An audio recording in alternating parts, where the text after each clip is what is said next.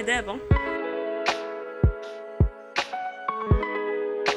جيرلز كي دايرين؟ لاباس عليكم؟ نتمنى تكونوا كاملين بخير وانتم كتشوفوا هاد لا فيديو. معكم فاتي. اليوم غيكون فيديو جديد على getting my life back together في 2025. اليوم كنت جالسه مع راسي قلت علاش ما نصور لكمش فيديو، حيت درت واحد الاهداف ديالي انا.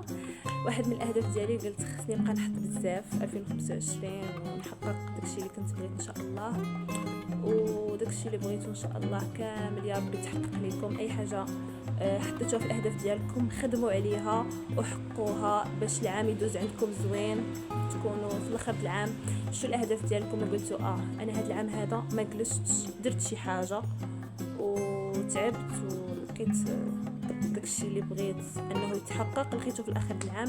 وان شاء الله اي واحد دار شي حاجه يا ربي يوفقه ويسهل عليه. اليوم قررت انني نجمع البيت ديالي وقلت علاش لا ما نصورش لكم، واي نوت. 15 يوم ما درت فيديو، كنقول كل مره خصني ندير فيديو. قلت علاش لا ما نحط لكم فيديو بلا ما نطول عليكم. البيت ديالي مرونه واختي نخملها ياكو وغنديكم معايا اوف كورس. مابقاتش الحشمه، مابقات حتى شي حاجه، كنهضر عادي وهذا الشيء اللي انا كنت اصلا باغا. بغيت نتطلق شويه، هذا الشيء اللي كاين لا مونتاج ولا شي حاجه.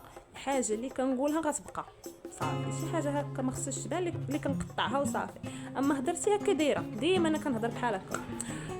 بلا ما نطول عليكم، الا كنتو اول مره كتشوفوني ديروا لايك سبسكرايب وكومنت وتابعوني على انستغرام وتيك توك. ويلا نبداو نوريكم الروينه اللي عندي. ليتس جو. 1 2 3 بلا ما تدخلوا. او ماي جاد، شوفوا هذه هي الروينه دابا اللي قلت لكم غادي نجمعها. فهمتوا؟ المهم انا راه بديت هنايا، هادشي كله غادي يتحيد وغادي ترتب. الحاجه اللي ما خصهاش تكون هنايا غادي نطلعها للفوق، شي حاجه اللي غتبقى غنستفها وهادشي كله غادي يتحيد. المهم هادشي كامل غيترتب. اولا الحاجه اللي غتحيد غادي نحيدها يلا معايا ليتس جو.